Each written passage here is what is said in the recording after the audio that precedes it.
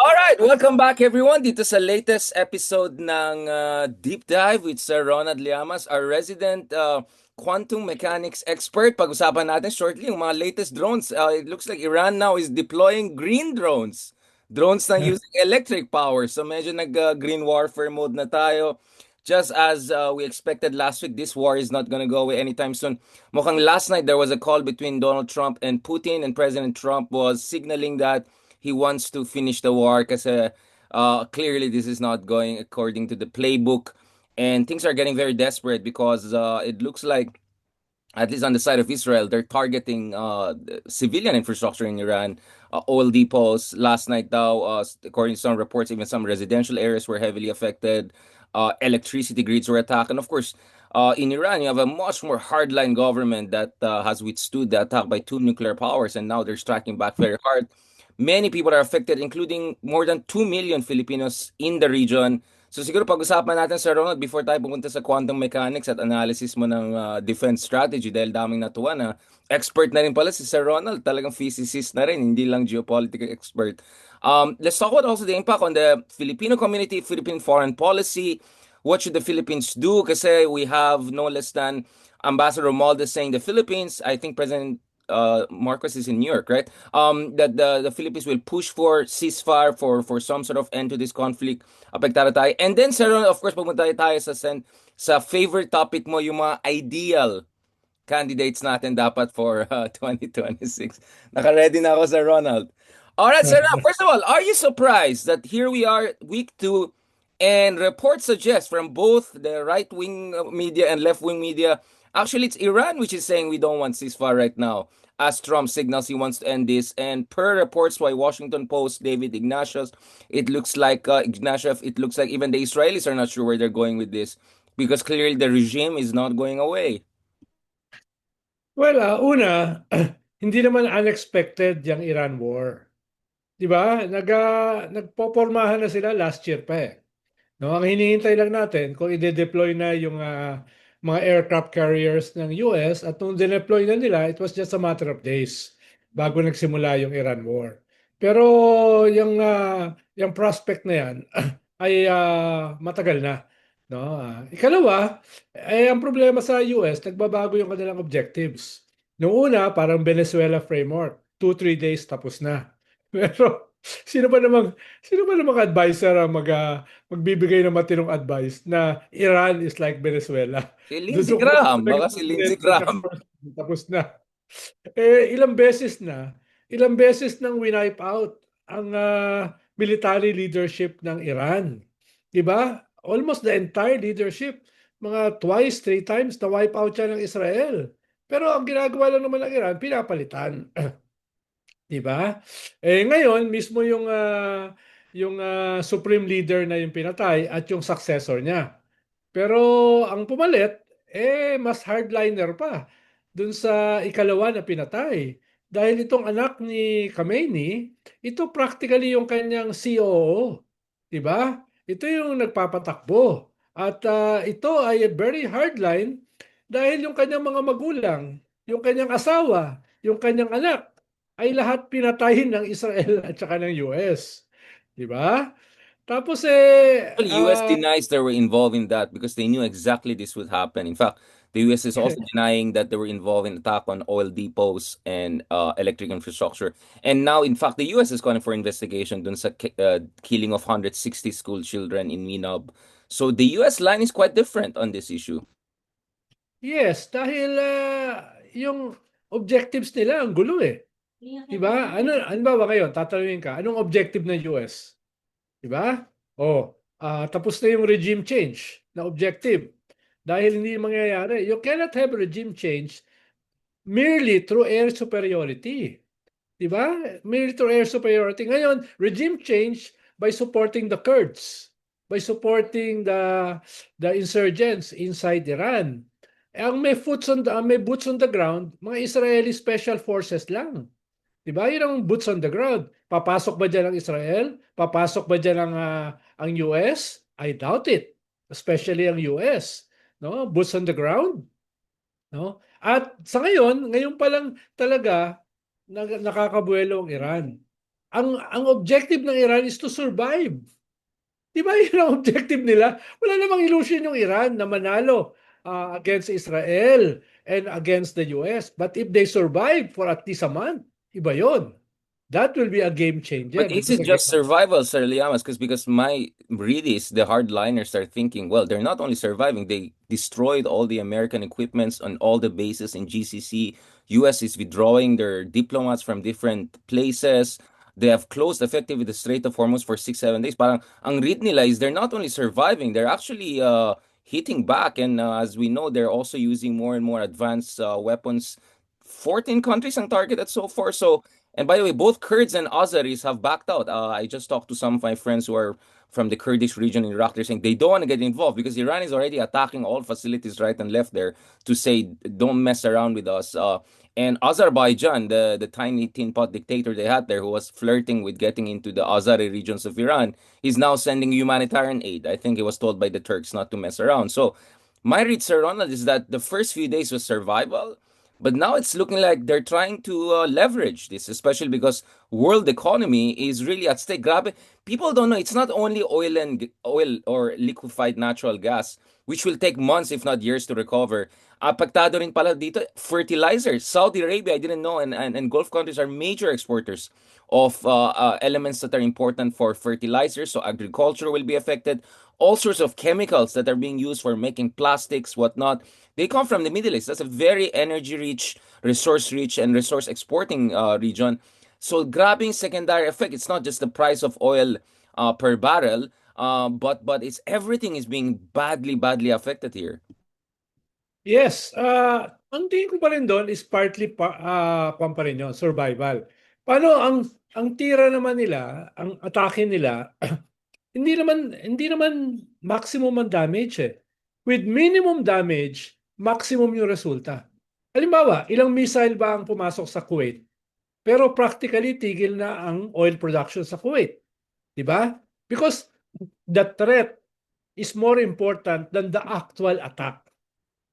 Gaano karami ba ang inatake nila sa Dubai?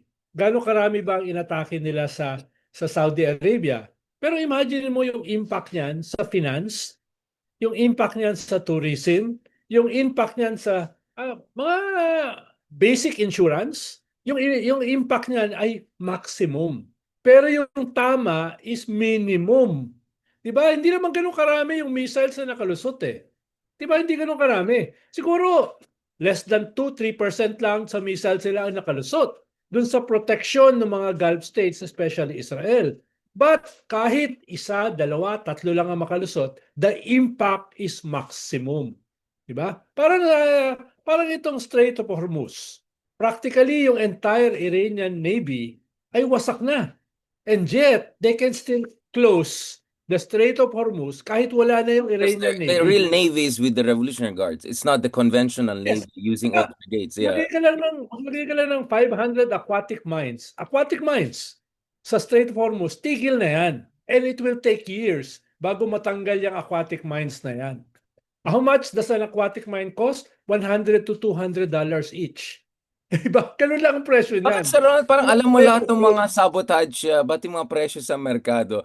The drones that Iran is mass producing and using na electric na pa lang yan, it's barely ₱1 million each, but you need $1 million to strike them down. So, yes, although on yes. the missiles, the rate of penetration we saw from reports is actually more than 50% because they're not targeting big civilian infrastructure. They're attacking, yes, some hotels that allegedly hostile elements for Iran are there. But they're mostly attacking the bases. Remember, one THAAD missile radar lang titirahin nila. 1 billion ng ano nun, presyo nun. So, it's not just few hitting. The few that they hit could cost billions of dollars. And we know that every day, $3-4 billion ang cost ng war na yan on the part of the US. So, I don't know, Sir Ron. This war is evolving. It's quite different from last year and previous years, and allegedly the Iranians are claiming they're using now even more advanced missiles, hypersonic missiles.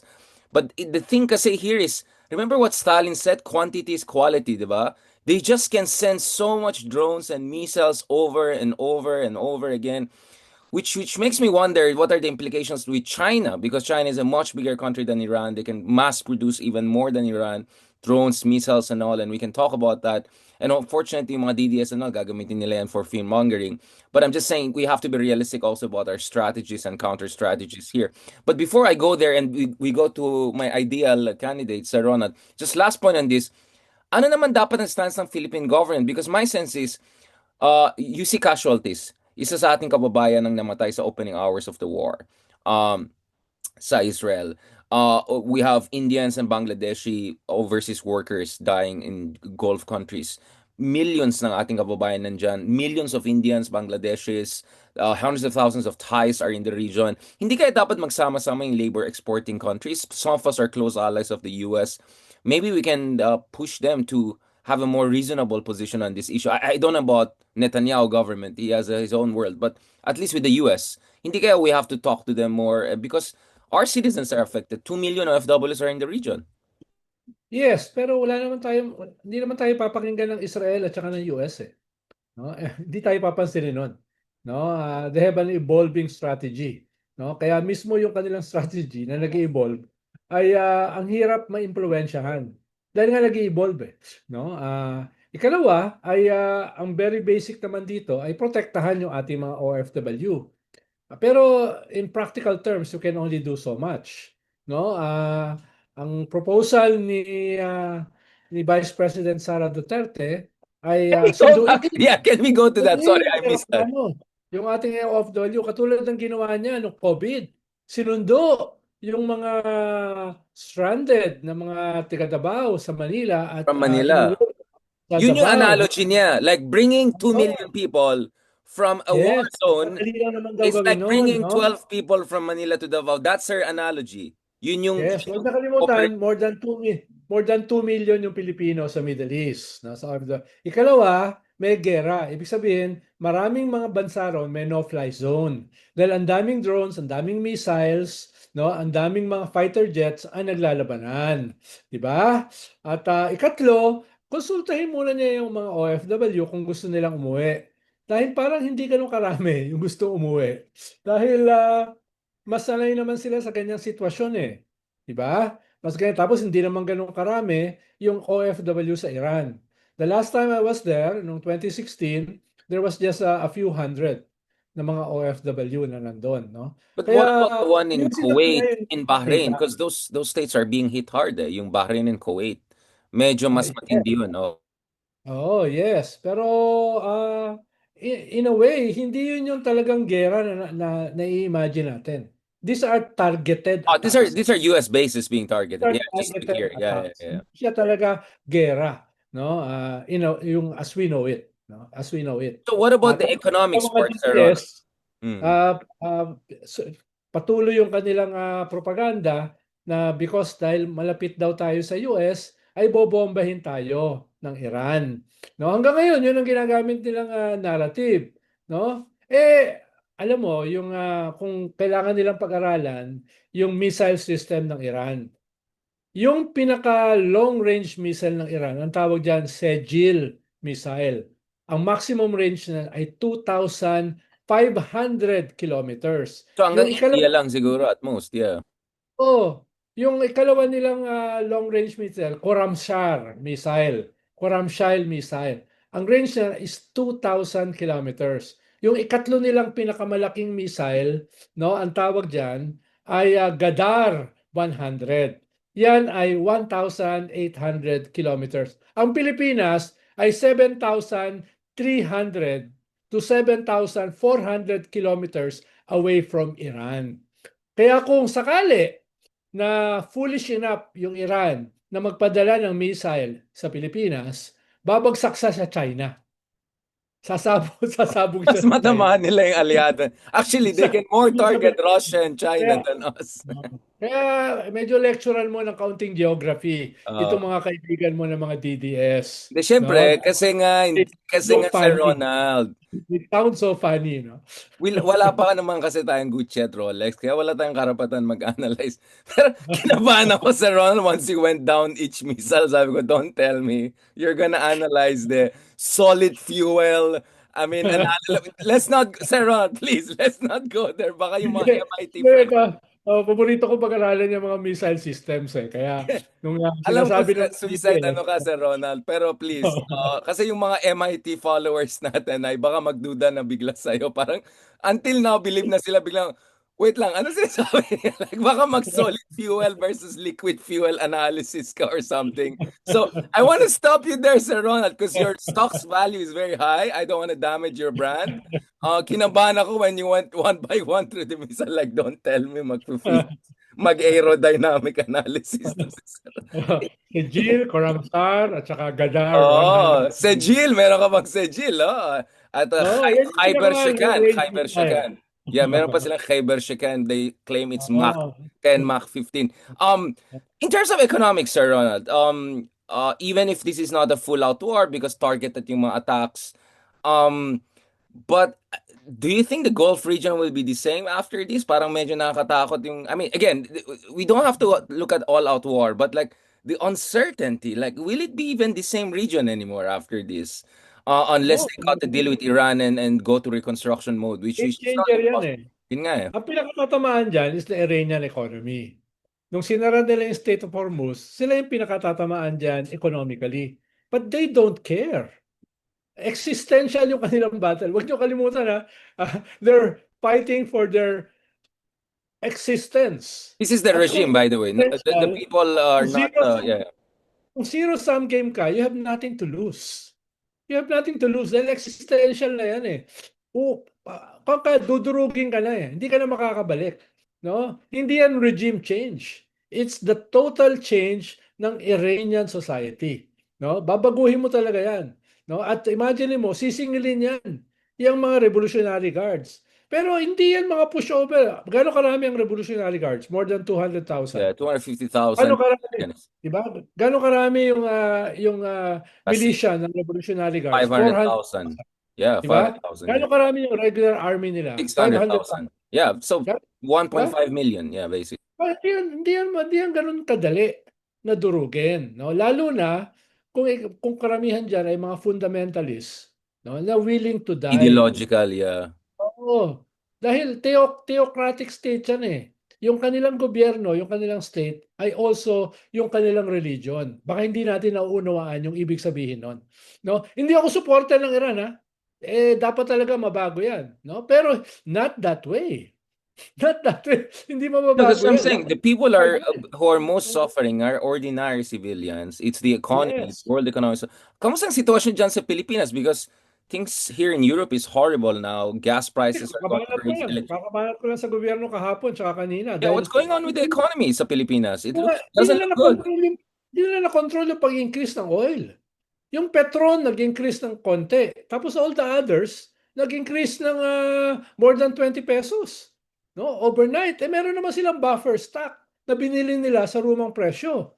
Ngayon, yung gobyerno pa nagja-justify, ay may transfer cost kasi yan, kaya tumaas. Kahit anong transfer cost yung sinasabi mo, may buffer stock sila. That's one of the purposes of the buffer stock. Para magkaroon ng ganyang fluctuation, hindi ganun kaagad yung epekto. Bakit ang bilis ng epekto at hindi lang mabilis? No? Ang layo sa in-increase ng Petron, halimbawa. Diba? So ano nangyayari? Sabi, ipa-fine down nila. Dapat matatakot pa sa fine yan? Magkano ang fine yan? No? 100,000? Yun ang fine mo dyan? No? Dapat talagang mas matindi ang sanction. Or else, talagang aalagwa yung mga yan. Iba-violate talaga nila. Even their own rules. No? Yun yung, pag tumaas yung presyo, tumaas na more than 20 pesos ang gasolina, anong tama niyan sa transportation? Anong tama niyan sa pagkain? Anong tama niyan sa electricity? 'Di ba? Grabe ang tama niyan eh. Alam mo, So dapat pag-usapan natin to, to pero control the situation. pag-usapan natin to kasi matagal na Mm. namin issue yan dati pa when, small time lang ako hanggang ngayon naman. Pero nung big time ka secretary ka sa kabinete, kami mga small time sa kongreso, mga tabi-tabi. We were looking at EPIRA, we were looking at oil deregulation. Parang na-privatize lahat sa ating industriya. Halos wala ng control yung gobyerno eh. Parang basically the private sector can set whatever price they want. We were even asking, ano yung basis sila for calculating oil? As if, it's not like they're bringing the oil now from the Hormuz. They bought this stuff long time ago. And then may konting gulo lang around the world. May isang Houthi missile, ang taas Tataasan nila tapos konti ibababa nila, kunyari nag-rollback pa.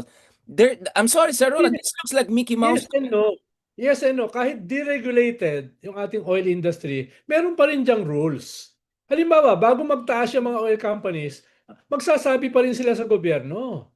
Di ba? Kaya sasabihan sila ng gobyerno. Ibig sabihin, hindi yan ganun na total freedom. Totally regulated. Di ba? May rules pa rin yan eh. Di ba? May rules pa rin yan. Kaya yung minimum rules na yon dapat sundin nila. Ano, that's the nature of having a buffer stock. Di ba? Kaya nga meron din tayong yung Pero DTI, wala meron tayong din price, strategic oil may price reserves, no? control eh. Do we Ang have ating strategic oil Department of reserves? Trade, No, no, but Sir ating Ron, do we Department, have oh, strategic oil reserves? Because all serious countries have strategic oil reserves. I'm not sure. Strategic oil reserves kasi decision ng hindi ko gobyerno alam yan yung eh. gobyerno. Oh, hindi ko alam yung gobyerno, no? Yun Hindi nga ko alam eh. yung policy. Pero yung mga oil companies, meron sila. No, merong requirement na 60, 90 days na buffer. Requirement 'yon, ha? Requirement 'yon. No? Kaya kailangan ba, yes, I agree with you. Kailangan balikan yung deregulation na 'yan, lalo na ngayon, 'di ba? And of course, Sir Kailangan Ronald, you're assuming walang hmm. regulatory capture. I'm not saying there is a replica, but how efficient are our regulation Oh, of these sectors? merong regulatory capture? Ha? Are Surprising. you, No? Sir Ronald, sorry Napaka-surprising. pinaanak lang ako kahapon. No, Sir Ronald, seriously, like, do we even know? Are we properly checking how is the oil prices and all are calculated in the Philippines? Are the books even open to our regulators? How powerful are regulatory mechanisms? Oo. Well, may mga, sabi ko nga minimums dahil deregulated nga eh. Pero may mga minimums like a buffer stock. Ba't ka magbibigay ng buffer stock? Requirement yan. Yung permission, magpapaalam ka sa gobyerno pag mag increase ka. Di ba? Tapos sa price control. May DTI, may price control ang DTI eh. Di ba? Kahit papano ay may ganong epekto yan. Di ba? Ang kinukuha ko yan. Tapos kahit naman wala yan, pwede naman tapikin yan ng gobyerno. Bata-bata, wag mo kami subukan. We can create problems for you. Pwede namin kayo bigyan ng problema. Wag naman masyado kayong unhinged, no? Diyan sa ginagawa nyo. Kahit deregulated yung ating oil, kami pa rin ang gobyerno. At yung gobyerno, maraming pwedeng gawin para kayo ay parusahan, para bigyan kayo ng difficulties. Ngayon, gagawin ba ng gobyerno yan? Halimbawa, kung ako gobyerno, ang dami ko pwedeng gawin. No? Even in a deregulated regime. No? You're the government eh. Diba? Yun nga eh, and this is the serious concern we have na parang wala tayong strategic oil reserves, which all countries have as we speak. Japan is looking into their strategic oil reserves. The market is completely deregulated, but that doesn't mean deregulation means there's no regulation. But I have still questions how powerful are regulatory mechanisms. And also, syempre, nagre-recover pa lang tayo sa economic contraction or, well, slowdown, let's just say, significantly slowdown last year. Dahil sa, syempre, daming corruption nangyari, kaya tinigil lahat ng mga proyekto right and left. Coming from that, this looks like a horrible way to start the year for economic recovery, Sir Ronald. Like, what the hell are we gonna do now? Nagsimula na nga yung taon na yung economic targets ng gobyerno ay way below eh. Diba? We're now 4%. Ang target ng gobyerno, 5 to 6. Tapos 4% yung iyong kwan. Bababa pa yan. Sabi ng mga economists, bababa pa ng 4%. Bago pa itong Iran War. So, saan napupulutin yung ating economy? Kaya, ang mahalaga dyan is leadership. No? Ang mahalaga dyan, leadership. Halimbawa, last year, no, nandun ako sa meeting ng Labor and Employers Confederation para i-request sa gobyerno na isuspend ang excise tax for at least 1 year. Para yung, hindi kasi tumataas ang sahod ng mga tao ng mga workers. At yung production costs ng mga enterprises natin naapektuhan, nag-aalisa ng mga investors. Hindi usapin ng may pumapasok ba? Walang pumapasok, umaalis pa. So sabi ng kwan ng mga employers at saka labor, no? Win-win sila pareho, isuspend muna ang excise tax. Hindi yan pinayagan ng gobyerno. Ngayon, gobyerno na mismo ang nagpo-propose na isuspend yung excise tax. 'Di ba? Baka too little, too late. Yung problema na yan, no? Sila pa ngayon na nagpo-propose. Kaya nga kanina, guest ko si Barcelon eh. Yung head ng Philippine Chamber of Commerce and Industries. Saan? No? Sa Pinaalala ko sa Contralas? kanya. Sa Soricon. Sorry. Pinaalala ko sa kanya.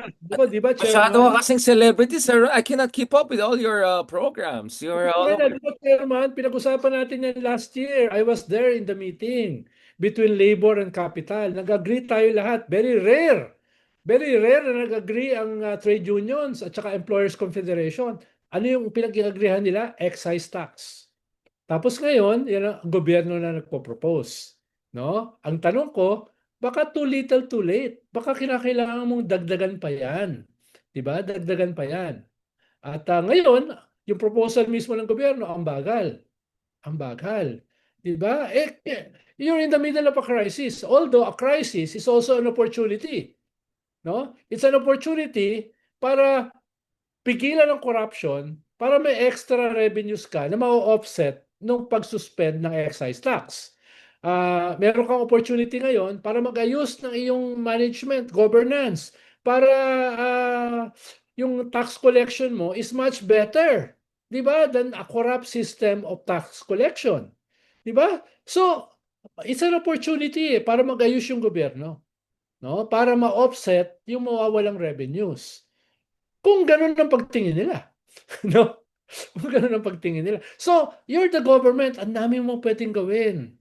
Ang dami mo pwedeng gawin eh. Yun lang sinasabi ko. Huwag lang isisi lahat, uy, kasalanan kasi ito ng Iran war. Uy, kasalanan kasi ito ng external factors.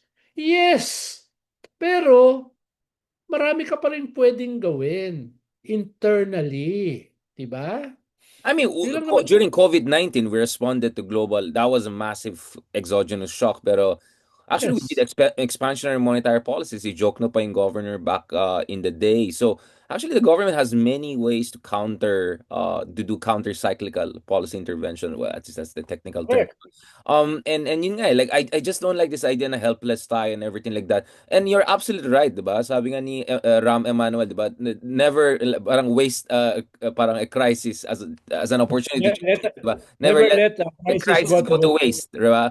So yeah, this is exactly I think this is the time that we should realize that malakas ang estado, 'di ba? Malakas ang estado, may kakayahan ng estado na mag-regulate, protektahan yung welfare ng bansa, protektahan tayo from external. So if we cannot change America's foreign policy, and definitely Netanyahu's foreign policy, at the very least we have to be able to respond accordingly to the shocks to our economy, to threat to our people, di ba, Sir Ronald?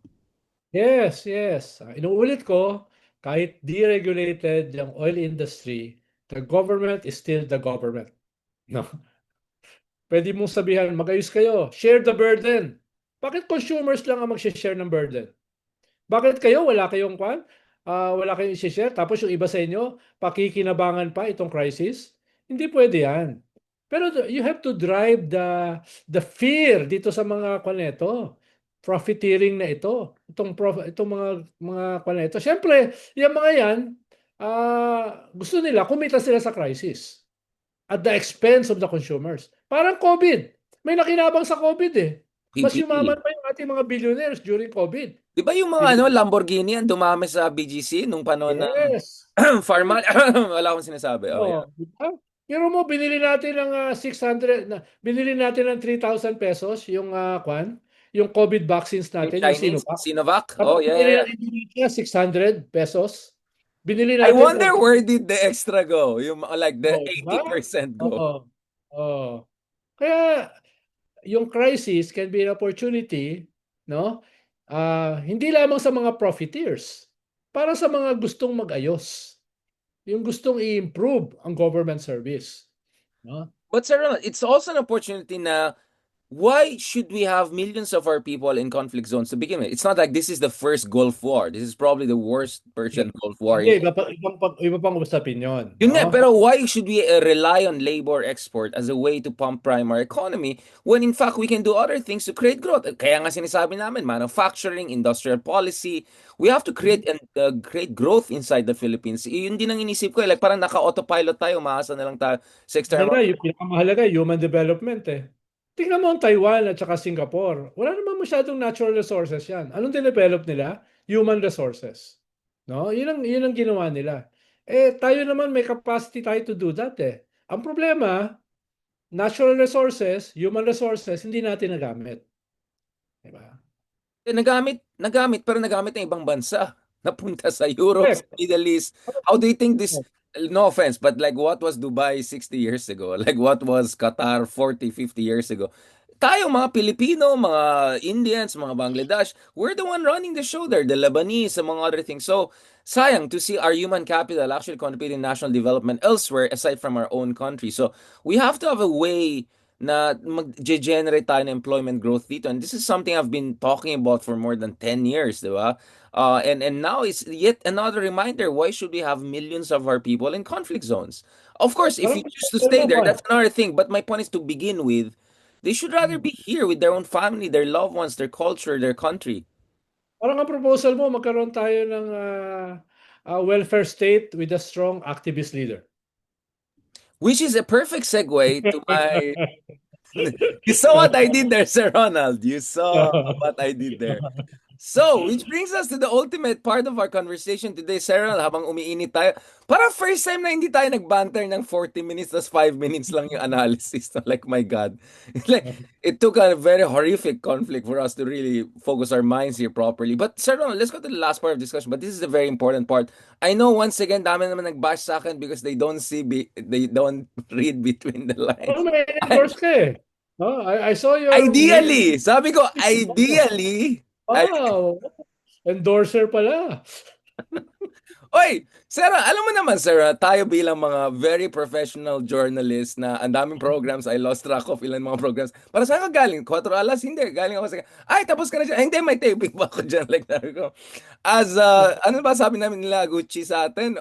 Propagandist, you know? As mga propagandist, Sir Ronald. No, honestly, Sir Ronald, nasaan na tayo ano na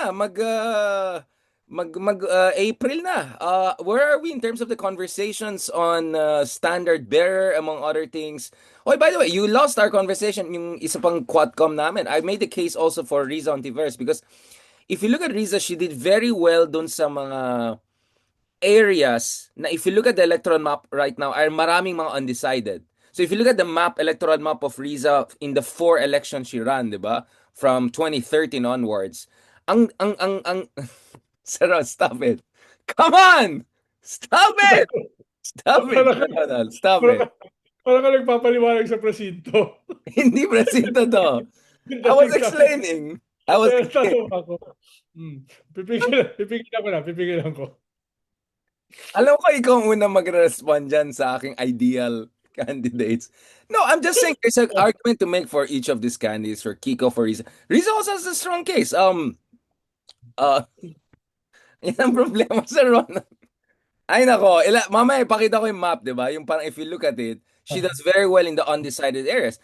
I mean, automatically if Lenny doesn't run or Bam doesn't run, Risa will pick up the majority or if not the entirety of the Lenny base, big base plus Parang kung one. hindi tumakbo si Lenny tsaka si Bam, talaga wala matitira. Si Risa na lang. No, I'm just saying. Grabe Come grabe on, naman. Sir Ronald. Grabe Alam naman, mo, grabe naman yung predicate mo. ang sinasabi Hindi ko tatakbo lang, si Lenny, hindi tatakbo si Bam. there is an argument for each of them. There's an argument for Torre. There's an argument for Riza. And there's an argument for Bam. Why not? I mean, Bam also. Number Sa two, akin ba walang argument? Tingin mo, hindi ko gusto tumakong presidente. no, Sir Ronald, I don't have an argument There's an for argument for you. everyone. Kasi Stalinist state ang mangyari, hindi activist. Sir Ronald, I am for an activist state, not Stalinist state. There's a big difference. Not only an activist, a strong activist Ay, yung state. mga... Oh, yun. Someone told me Ronald Llamas is like Digong of the left and I wonder if that person was not joking.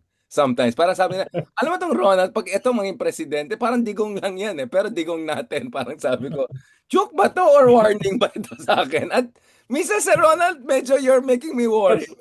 That was almost a compliment. No, it's not. It's not. It reflects badly on us who are your friends. Like, no, I don't like another digong. Like, left or right. Diba, Sir Ronald? Yan ang problema eh, Sir Ronald. Sige na nga, okay. Sige na nga, Sir. Oh, Sir Ronald, like, Actually, may nakita akong survey Hindi ko na Okay, sige. sasabihin ito, no? Isang internal Sige, sige, sige, survey sige. Go, go.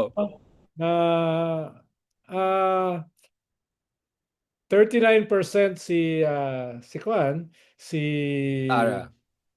si Sarah, yung susunod sa kanya ay 30%, no? Tapos si Thirty percent. Hindi Rafi tulfo Tulfo to. is Hindi tulfo. Rafi Tulfo is 16% and all the others ay mga 10%. Sino All to? the others. Lenny? Huwag na, hindi ko na sasabihin. Wow, Sir Ronald, Kasi nagte-thirst trap ka if na. all the others consolidate, paano all the others naman, di naman pupunta kay Sarah. Very doable. So Ano if na, so latest if last Tulfo week lang. endorses that 30%, Last week kaya lang yan. talunin si Sarah. Yeah, kaya nga. Last week lang yan. Yung survey na yan. Ipakita ko na lang pagpunta mo rito. Nene, i-send Yung mo sa akin. Pero okay, ito na lang tanong ko, hard Sir copy. Ronald. Para ito yung Oh. ano, yung tinatanong niya sa akin, nakita ko ba yung warrant of arrest ni Bato, tapos tumatawa ka lang sa gilid, sabi mo, ito ba yung ano, Sir Ronald? So, no, no, no, seriously, Sir Ronald. So, wow. I mean, it looks like Rafi won't run for president. So, if Rafi endorses this person, Happy won't. Happy won't. yeah, Baka yung brother niya but I don't pwede think Erwin tumakbo. will go for president. Maybe Erwin for vice presidency. I mean, a Oh, Lenny Erwin probably situation. open for vice. No? Yeah, yeah. A Lenny Erwin is very, very like probable for me. Like more than 50% chance we'll have a Lenny Erwin. Ayaw mo na nung Bam, Erwin? Hindi. Ayaw mo na Ang point ko, if Lenny doesn't run, I think Bam and Risa automatically are next in line. But let's be honest, I think Lenny has the momentum now. I think Lenny won there. But Sir Ronald, the question is, ideal ba itong 30% na tao na to? Yun ang tanong ko. Ideal ba siya or hindi? Well, baka siya yung pinaka-ideal. So, Oy! Bakit? uh, Bakit pinaka-ideal? dahil winnable siya. At she will be the opposite of Sarah. Oh, it's a she. Hindi naman parang Riza Ontiveros ito. Uh, Sige, send mo nga sa akin, Sir Ronald. ayoko na ang detalye. Ayoko na magpaliwanag sa presinto katulad ng host. Hindi nga paliwanag sa presinto, Ay, ganun ba? analytics. Analytics. Pero please, Sir Ronald, Makikita mo yung ngiti ko habang nagpapaliwanag ka sa presinto. hindi nga ako tumitingin sa'yo. I can't help it. I can't help it. You should have seen my face when you were explaining me cells and their physics. Parang, please, Sir Ronald, don't. Malapit na kita maging, and I'm almost gonna get you invited to MIT to do a lecture. Don't ruin it. I enjoy explaining these things. No? I'm getting you to MIT, Sir Ronald. Please don't ruin it. Ang style dito, fake it until you make it. Kaya wag tayo magpa-obvious, Sir Ronald. No, but honestly, so Sir Ronald, you look very happy. Mukhang ideal tong candidate na to who can beat Sarah. Wow, this is big news. Oo, kasi kahit sino, basta matalo si Sarah. Ano, what? Ako hindi kahit sino. Pag si Ronald Llamas, hindi. Nakakatakot. Mas nakakatakot si Ronald Llamas. Stalinist state ang mangyayari sa atin. Targeted naman kahit Stalinist. Ayan. I've heard that before. We've heard that before. Yeah, it's a bit Stalinist, but you'll still have your nice cappuccino in the evening, your Ferragamo in the morning. No, but okay, seriously, Sarah. It will basically be a rule of law. Basically. Ideally. Is this the Chinese version of rule of law ng Shang Dynasty? Yung mga ganun style, sir. Parang ko dyan social democracy with Filipino characters. Sir, anong tawag mo ulit? Yung bare knuckle. Anong gawa niyo sa frat? Parang social democracy with bare knuckle characteristics. Anong tawag niyo dyan? Yung upakan sa fraternity, Sir Ronald? Bare knuckle fighting. parang alam mo lang kasi shadow fighting. Oo nga sir. Yung war cabinet mo, si Mogato pa rin bang defense minister? Genghis Khan natin. I-invade ba natin ang China? Siyang aking simbolo. Genghis Khan. Like, man yung Mogato giving a speech in armor and all. Like armor and all. Mountain of Skulls. No? Yeah. Game of Thrones on... Will make Tamerlane and Genghis Khan look like Boy Scouts. he's gonna be the hardcore version, hardcore version. Sir Ronald, I'm getting worried where this conversation is going from missiles to hardcore to like papunta na sa. Pero The government has to do something. They cannot just explain away our problems as basically because of external factors. Dapat lagi tayong prepared sa external factors. Di ba? Dapat meron ka ng mga contingency bago pa siya mangyari. And at the same time, katulad na pinag-uusapan natin kanina, use a crisis positively. Diba? Huwag kang magwallow do sa crisis. Use it, transform it into something positive. Diba? Yun ang sinasabi natin. and You're the government and the government should be strong. yun nga, yung mga parang narinig ko kay Digong din yan, strong government. Kinakabahan. Let's Hindi ko kasi simplistic eh. Diba? Meron kang problema sa drugs. So, patayin mo lahat ng addict. Dahil yung kanilang mga utak ay sunog na raw. Kung si Hitler nagpapatay ng 3 million Jews, mali pa yung number niya, hindi naman 3 million.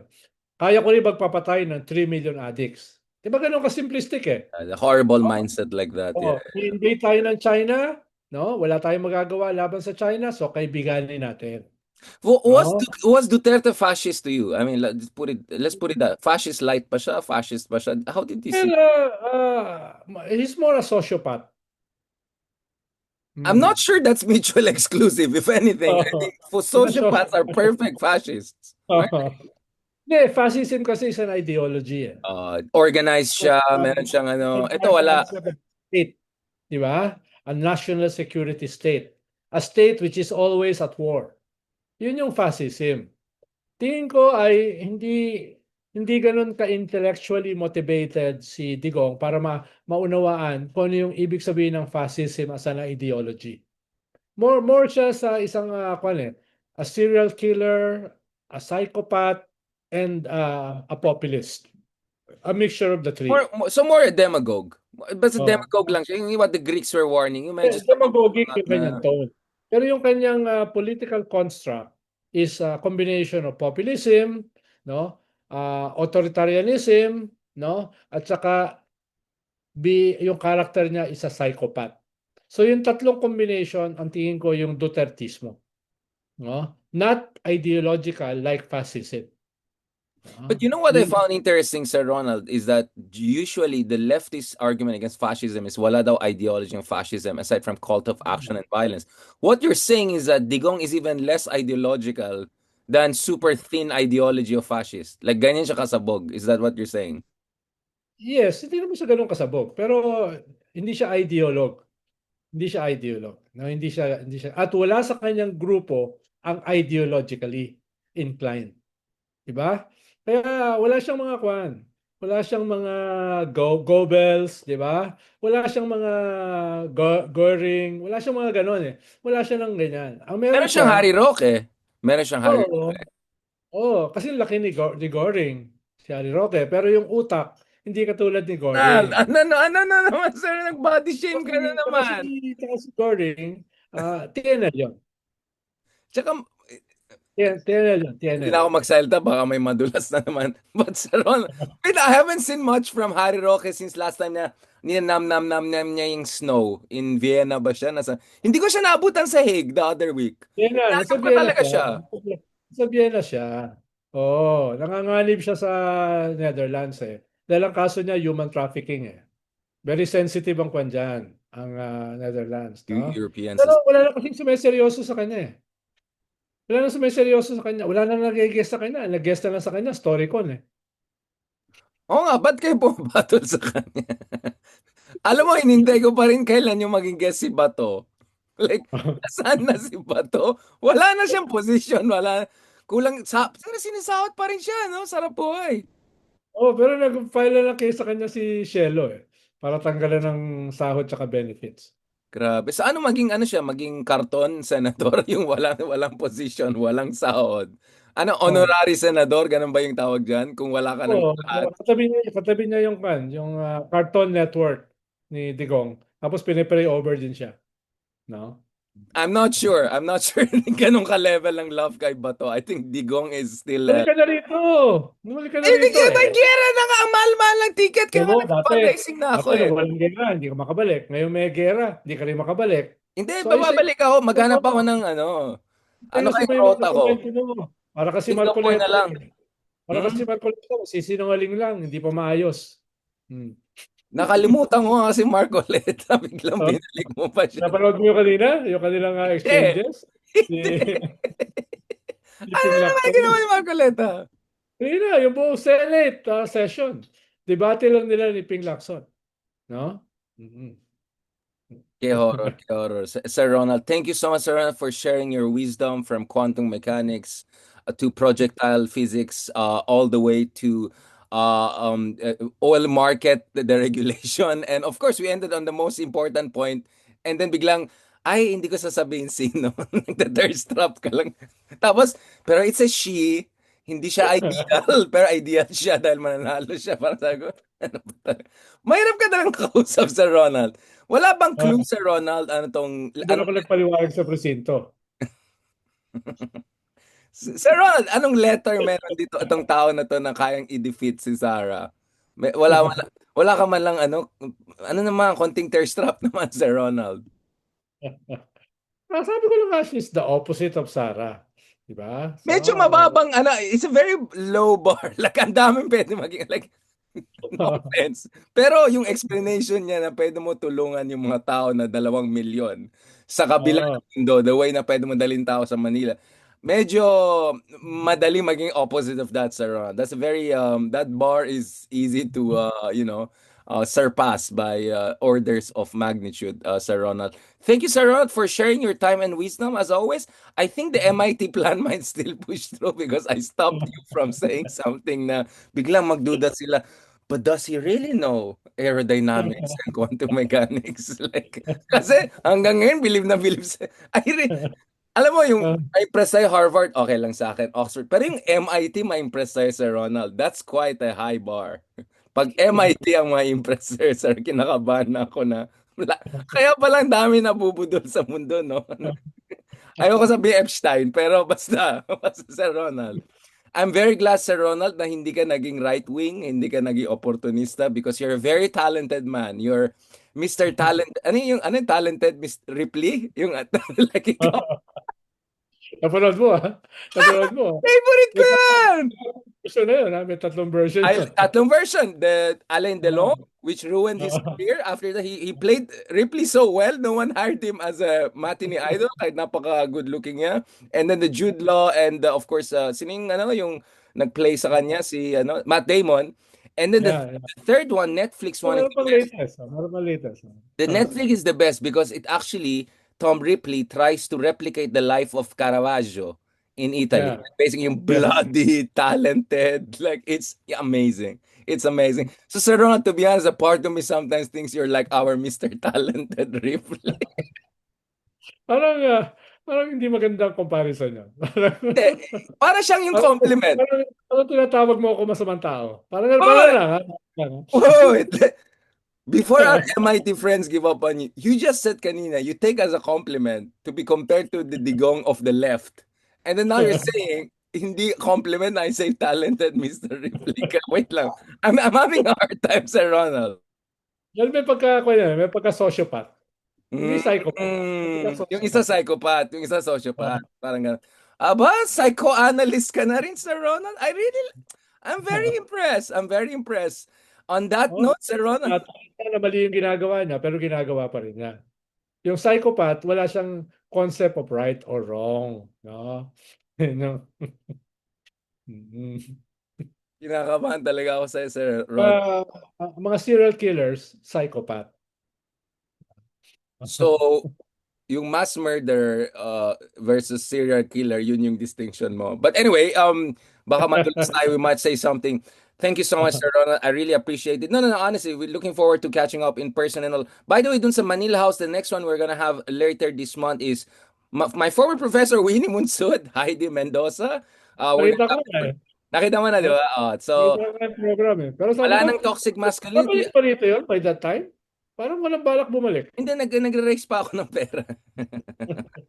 Magsi-Singapore na lang siguro ako para safe.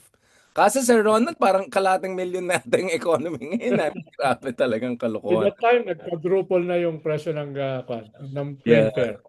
Pero but kaya-kaya mo naman eh. Dahil yung mga suot mo, mga Ferragamo, mga no, no, Louis no, no, Vuitton, no, no, no? no, no, no, ano? Gucci, no? Kaya kaya-kaya mo yun. Mm. What are you implying, Sir Ronald? What are you implying? No, no, no, no, Well, but wala naman ako sinasabi na nepo baby ka. No? Sir Ronald, lahat It's, ng ating anyway, birthday birthday month ko pa rin. Baka naman gusto maghabol yung iba ng pang-ticket natin pa uwi. Thank you very much, Sir Ronald. dala ko sa GCash mo. Oo, papadala ko ng pag nilagay ko yung GCash ko dito, doon mo malaman talaga medyo kailangan na umuwi ito. On that note, thank you very much, Sir Ronald. And Thank talk you. Good night. less ka. Uy, send mo sa akin yung survey off the record. Parang parang masyado kang natuwa. Ayoko, parang medyo suspicious. Happy you, sir. In fairness. Pasend sa akin. Ideally, Fairness. ideally.